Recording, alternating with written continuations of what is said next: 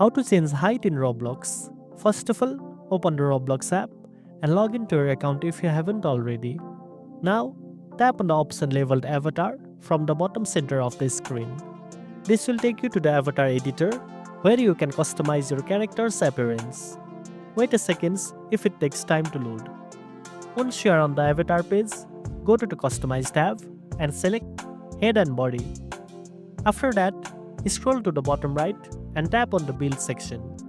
From here, you can adjust the body type, body size, and head size. Under body type, you can adjust your avatar's height, width, and proportions. To change the height, use the height slider and move it from bottom to top to make your avatar taller, or from top to bottom to make it shorter. As you adjust, you will see a preview of your avatar's new look. After adjusting your desired height, the changes will be auto-saved.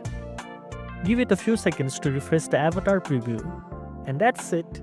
Now you know how to change height in Roblox. If you found this video helpful, don't forget to like, share, and subscribe for more tech tips. Thanks for watching, and I'll see you in the next one.